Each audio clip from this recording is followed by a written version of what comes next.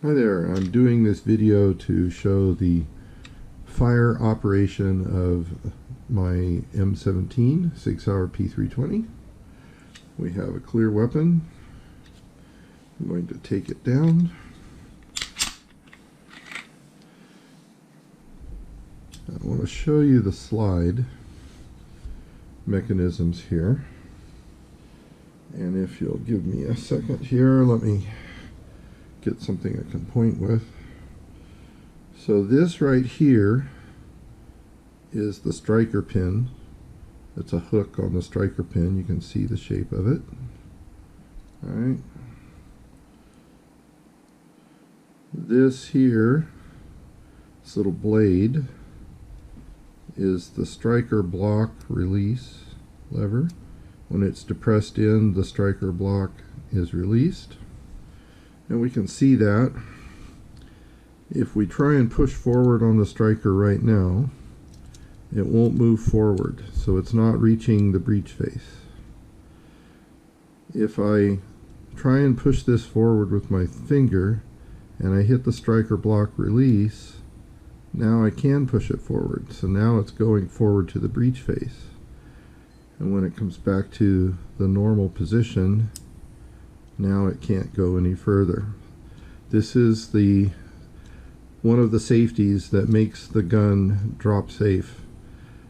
And I'll show you why, because this striker release blade right here gets depressed only when this safety lever right here is raised up. Now I'm going to put the gun in a state where it is the lower part now thinks it's ready to fire. So I'm going to pull the trigger slowly, and as you can see, actually I got to take safety off first. Pull the trigger slowly. You can see that safety release lever coming up. That's the take up of the trigger. You can see the take up. Okay, so you see the take up. That's what the take up is.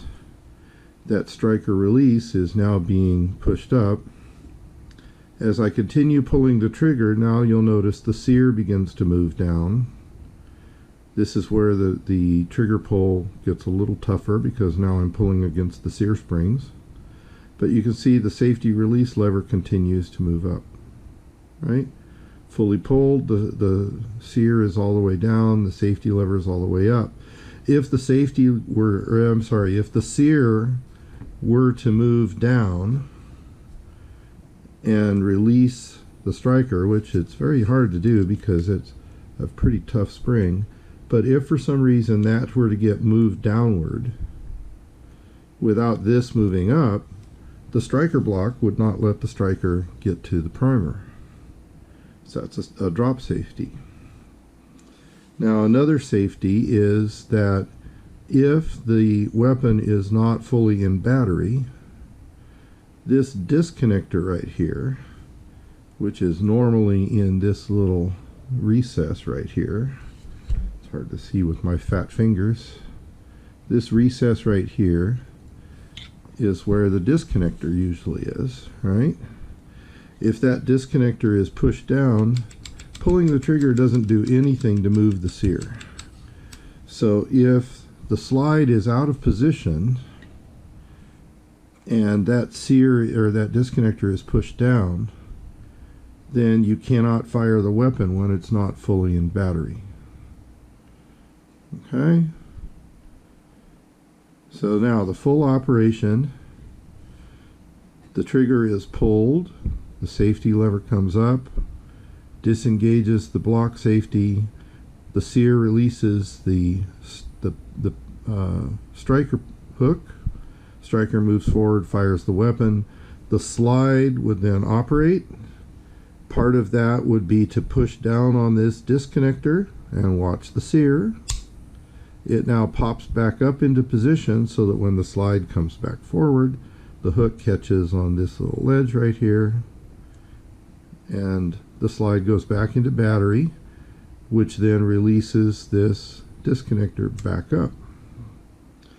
Now, as I release the trigger, the safety bar comes back down, and the disconnector then pops back up. And you could hear the click. All right, I'll do that again. You can hear the click. That's the reset. So now the trigger is active again.